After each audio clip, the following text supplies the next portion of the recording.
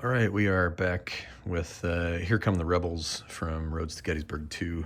We are now on the September 17th turn, so getting near the end of the game. I believe when I did my last video, the Confederates had largely coalesced here around Mount Airy, on the border of Carroll, Howard, and East Frederick counties. The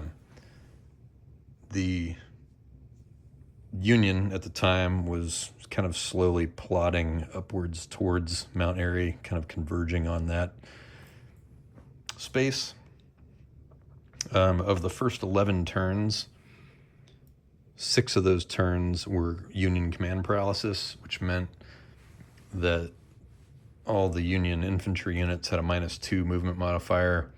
All the Union cavalry units had a -4 movement modifier, and they couldn't actually move in certain counties at all until Confederates had entered those counties to kind of unlock them, as it were. Like Howard was one of those counties. So if the Confederates move eastward rapidly, from Frederick, they had started down here and had crossed the Potomac. Yeah, had crossed the Potomac and headed north towards Frederick early on, and then worked their way over to Mount Airy, kind of following the Baltimore and Ohio Railroad here, straight into Baltimore. So the Union initially thought, okay, if they're going to focus on Mount Airy, around that depot there for the second supply turn.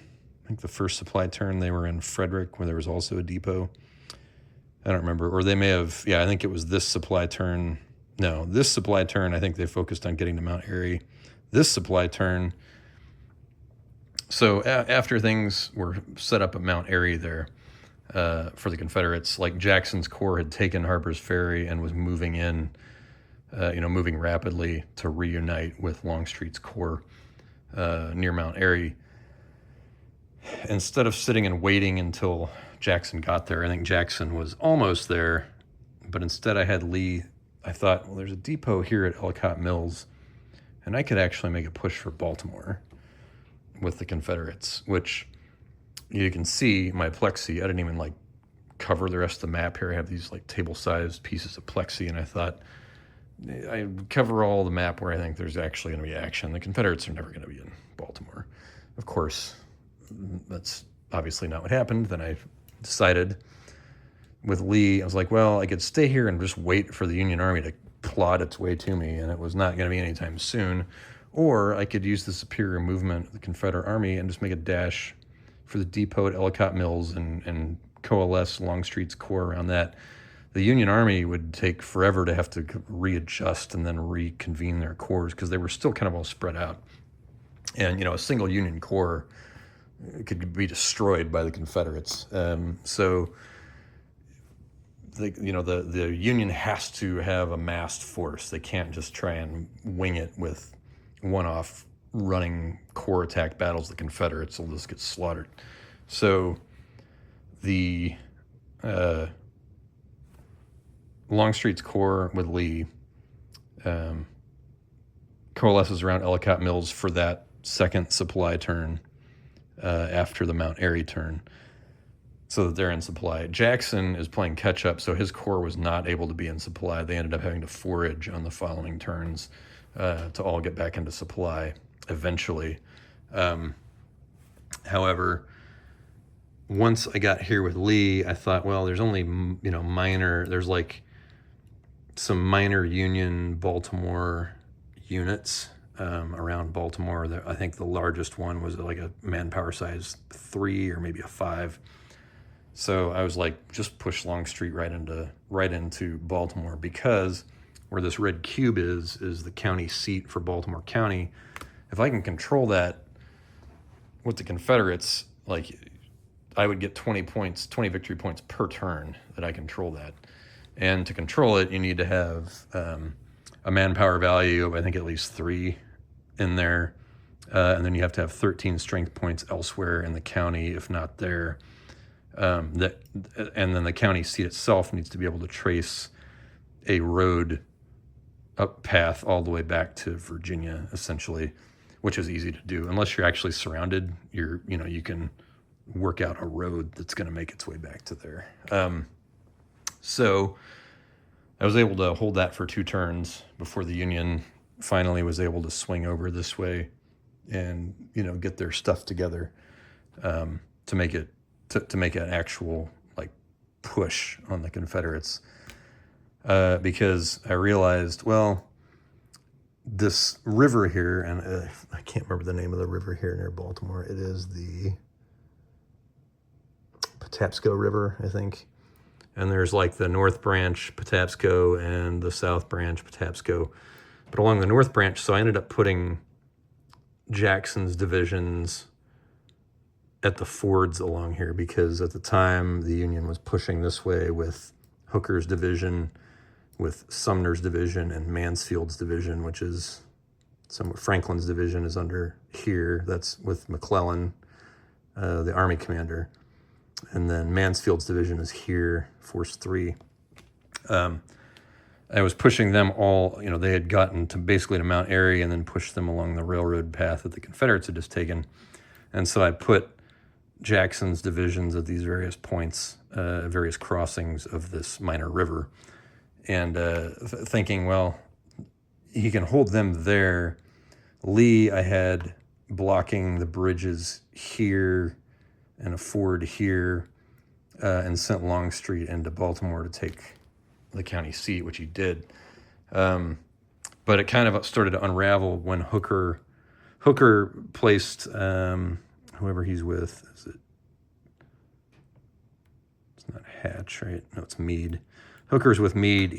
He put Meade here with Hooker and then sent Ricketts and Hatch around the flank here. And then once they got around there, it was the Jackson's river line, as it were, was in danger. So 2 of his divisions pulled out. One got trapped, arguably his largest division, I think, which was D.H. Hill's division. Got trapped, tried to break out this way, actually, which was probably a mistake. I should have waited to get surrounded and then broken out that way.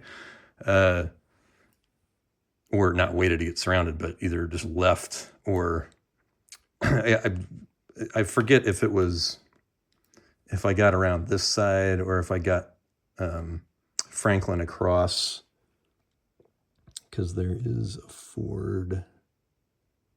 I guess the ford was all the way down here. I got Franklin around before Hill could get out. Since I tried breaking out that way, it blew up in my face. And, if you attack and don't succeed and end up getting a D result, your fatigue jacks up to 4 and you can't do anything else. So that's what basically would happen. His fatigue was stuck at 4, where the other guys were able to get out because they didn't have fatigue at 4. Because of his stupid attack, his fatigue was too high, and then he was trapped there, and the Union units came in and surrounded him. So I think it's a matter of time before Hill's corps there, or Hill's division there, gets destroyed. So I'll be able to set this down. Since I'm focused on pretty much this one area. So and then I sent Reno's corps, which is all the way down here currently because they got pushed back by the bulk of Longstreet's corps. But Longstreet's corps was covering the river here. I moved Sumner up, tried to attack across the bridge with no success initially. Eventually, I had to move more guys in Longstreet's corps into Baltimore in order to push out the Union units, or guarantee pushing out the Union units that were there, and to keep them from coming back and just cutting off my line of supply, as it were, for control of the Baltimore County. Because the whole point of that exercise was to get the 20 victory points per turn from sitting in Camden Station.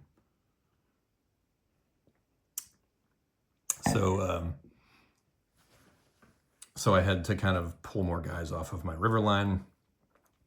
And eventually, as I pointed out, Franklin gets across here, and then another division, Smith's division, gets across. From the 6th Corps, I had Couch sitting on this side of the river to plug D.H. Hill from getting out that way. But one of the bridges that I didn't cover was down here, which was the, what is that, the Thomas Viaduct? Yeah.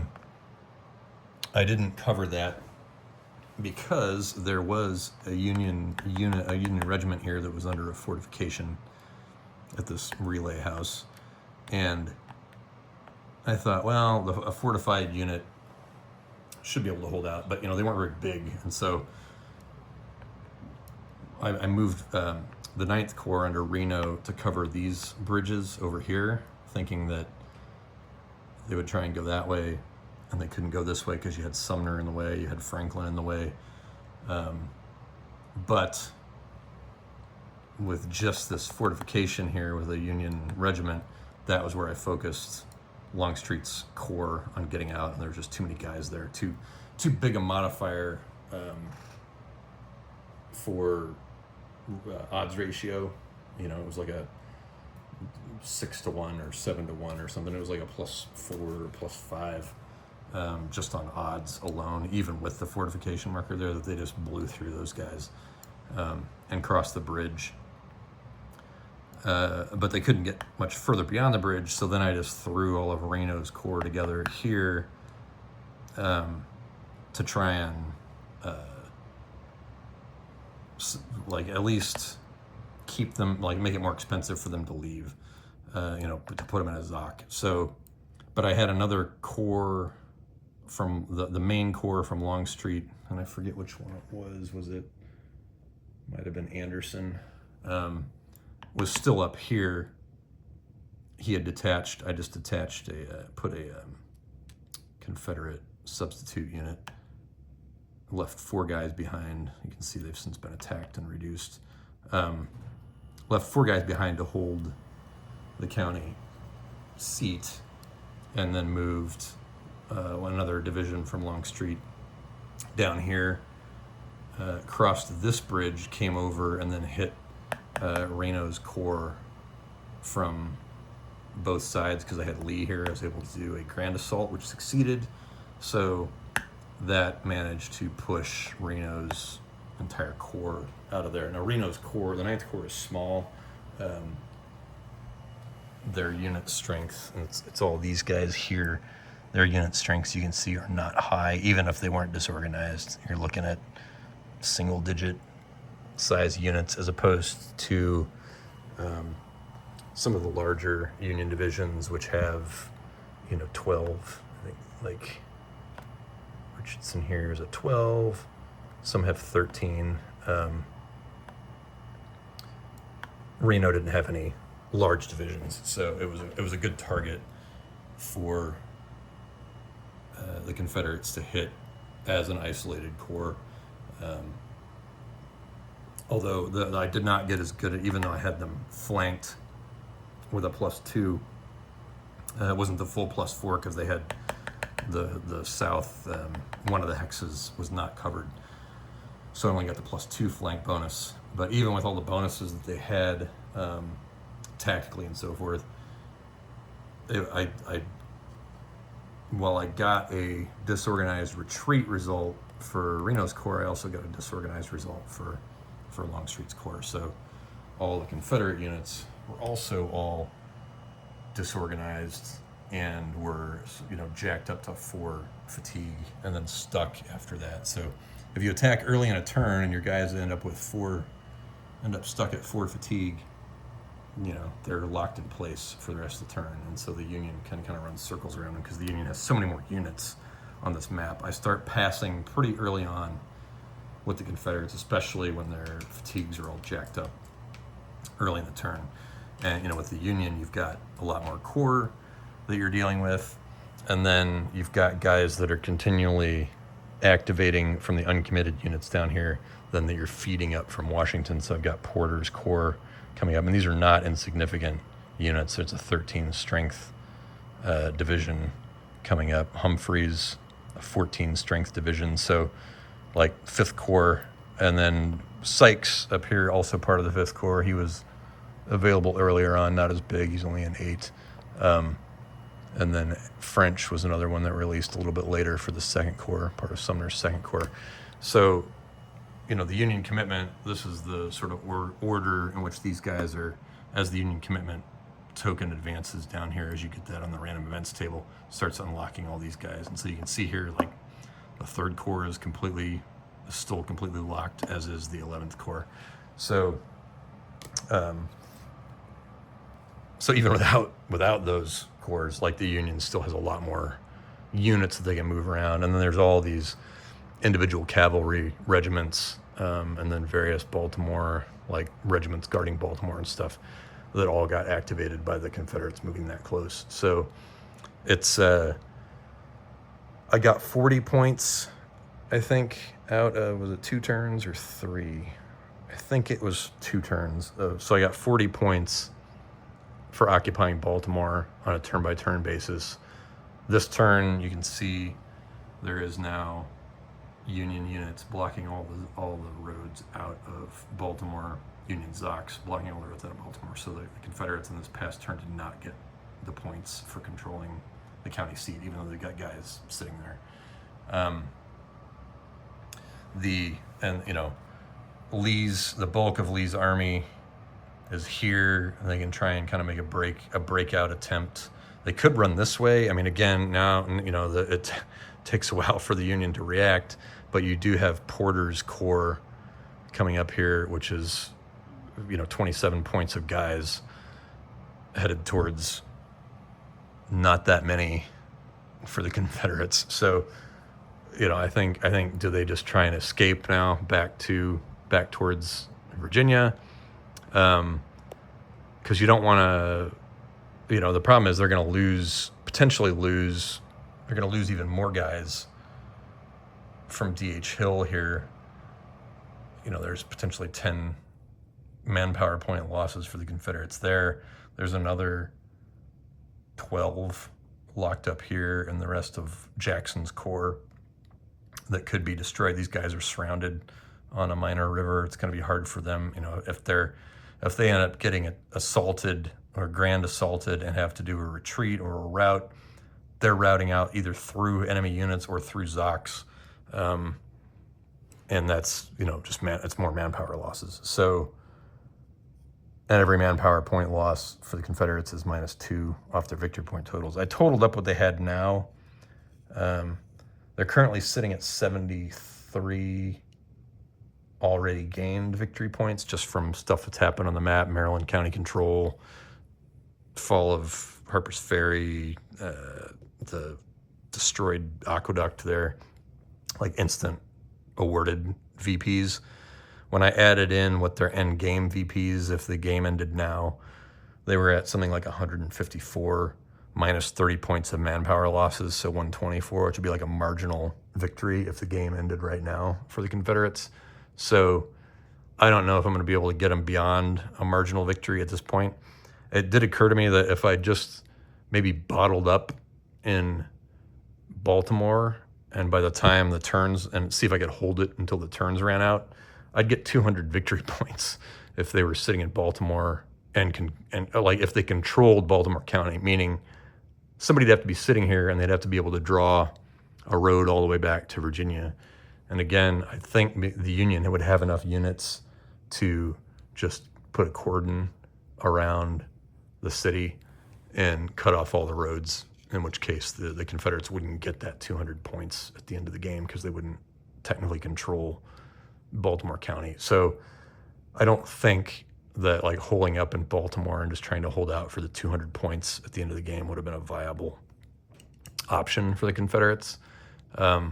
It might be like if you were doing something else that had the Union Army occupied further away and sent, just enough guys to sit there and take it, like a division or something as a distraction. You get like a long shot stab at the end of the game to see if you could get a guy controlling it that wouldn't be surrounded by units. But just trying to hole up the entire Confederate army there and feed off of like the 2 depots in Baltimore for the end of the game and hope that you could, have just enough guys to keep one road open out of Baltimore to get to 200 points might be too much of a long shot. But I don't know. Like, maybe it would have worked. It's probably better in hindsight. It might have been a better option than what I'm doing now, which is just this sort of piecemeal breakout that's going to leave the Confederates totally isolated and ended up probably just getting picked off.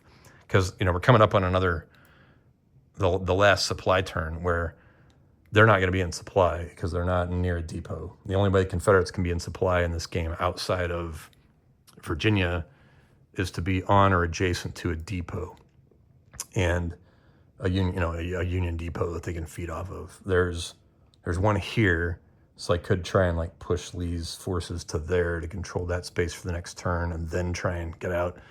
But at this point, I just see it as more Confederate manpower losses, and they'd get 2 points for destroying that depot before they left, maybe another 2 points for destroying the railroad station that's there while they do it. But everything else that the Confederates do at this point is just minor victory point adjustments at the end of the game, like 2s or 4s maybe. Whereas every manpower point, loss is -2. Now they can inflict some manpower losses on the Union that would also be worth -2 for the, it'd be worth +2 for them. I don't know if they can inflict enough of that if their armies are so much more disorganized and outnumbered. It's less likely, unless they can surround somebody, that they're getting out. The combat in this favors the defender, just like combat in the Civil War favored the defender. So if the Confederates are attacking the Union, they need to have them outflanked, or in terrain that's favorable for artillery, or tactically disadvantaged. Usually the Confederates are largely better tactically than most of the Union, but if the Union has somebody that's a 3 skill guy like Hooker there, he can equal some of the Confederates. Most of the Union division commanders are 1s or 2s, and the Confederates are all 3s. I don't know that there's any 4 tactical skill division commanders for the Confederates, but then they have, if they've got Longstreet or Jackson, they're 4s. So tactically, the Confederates are going to get that modifier, but a +1 or a +2 modifier in battles is usually not going to be enough. It's not going to be enough to keep your guys from getting disorganized. What you want is, a +6 or something difference on your that's the retreat chart. On your combat chart, you want something that disorganizes your opponent, and most of the plus columns will at least disorganize your opponent. But what you want is them high enough where they're not also disorganizing you.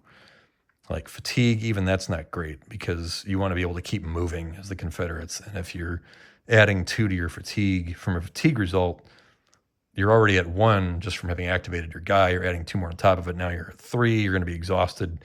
If you get up to 4, you're going to be getting disorganized. So, and certainly if you get D results, you're definitely going to be disorganized. So, you got to get more than a +1 or +2 difference in the result. And to do that, you really have to have higher than a +1 or +2 modifier on your die roll, because the odds are that you're just going to roll too close in number to your opponent. Unless you roll a 6 and they roll a 1, which rarely happens, you're going to end up with your guys disorganized. And so you want, to get into the A's here, where nothing happens to your guys except they can advance after combat. But that's not going to happen unless you get a significant modifier advantage over them, a +6 to a 0, for example, or something like that. So at this point, it's just the Confederates are just playing for time, trying to minimize losses and get out without without entire divisions being destroyed. Can they do it? I don't know. They're sitting, like I said, they're sitting in a marginal victory now. I don't know what I could do to improve it beyond a marginal victory. At this point, it's like trying just not to lose the marginal victory by having more and more guys die. So we'll see. It's been very entertaining though. So that's why I've kept it going, despite the constant opportunity cost of having one game out that you're playing continually when there's game after game after game that you want to get to the table. I've got sitting over here, like on other tables, I've got the old SPI Great War in the East quad that I want to get going. I was watching Callendale's video on Crimea, and he was talking about wanting to do the Great War in the East, which made me realize, I actually have this sitting on my shelf.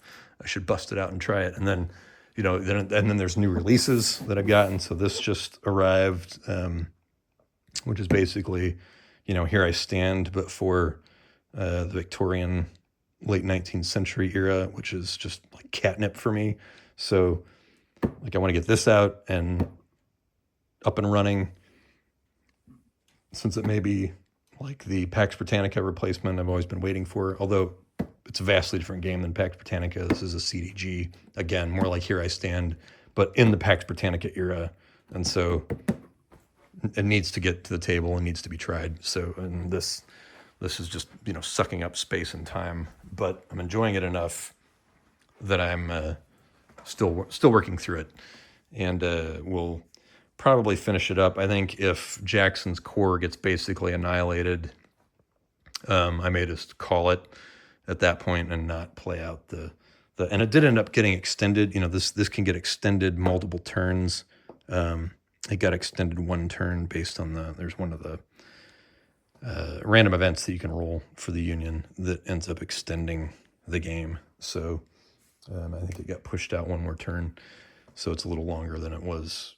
It's a turn longer than it was originally set up to be, but I don't know that I'll actually finish it out if I don't think the Confederates can improve their position, and we'll just keep shedding victory points, until it drops back into Union marginal victory territory or whatever. But getting to Baltimore was the real counterfactual exercise. The reason I play these is to just mess around with history and see what kind of things could have happened. That's what happened here. Didn't think, the Confederates would even be anywhere near this side of the map, but when the opportunity presented itself, realized, hey, you know what? The Confederates move faster than Union. Why don't I make a dash for Baltimore to see what happens? And, they got there. They did it. And you've got a completely, batshit crazy counterfactual thing going on. And here we are. But the Union has responded. And now, it's like what I thought would happen. Okay, if I rush for Baltimore with the Confederates, the odds are pretty good that they'll probably just end up getting destroyed in detail once the Union Army is able to coalesce. And that's more or less what's happening right now. There's just too many. The Union has too many moving parts and options that they can bring to bear on the Confederates. And yes, they move slower, but because there's so many of them, it just leaves too many options open. They're moving too much while the Confederates are sitting still, having already, expended all the movement that they can or want to. So anyway, I doubt I'll do another video on this just because I've kind of already laid out where it's likely to end up, but I did want to share it just because it was so nuts to have Confederates sitting in Baltimore in the, the quote unquote Antietam campaign. Antietam's all the way over here, and you're looking at way over in Baltimore. So I never did make a play for Washington. That was the thing. I like that the Confederates can get into Washington and the White House. The game ends just immediately. That's it. Didn't even bother trying that because, why go to the Union, make them plod their way slowly to you? The Union command paralysis is just crippling for the Union to be able to respond in any significant way to whatever the Confederates really want to do. But, it's like once they get to Baltimore, it's sort of a poisoned apple. Once you get there, it's going to be your undoing. Like getting there and sitting there and doing what you need to do to get the points for it is ultimately what's going to end up leading to your destruction, because then the Union knows where you are and they can just form around you. So anyway, it's been fun. And, hopefully it's been a nice revisiting of this system for me. I haven't played it in a while. So I always enjoy it when I do. And this one in particular has been a real treat.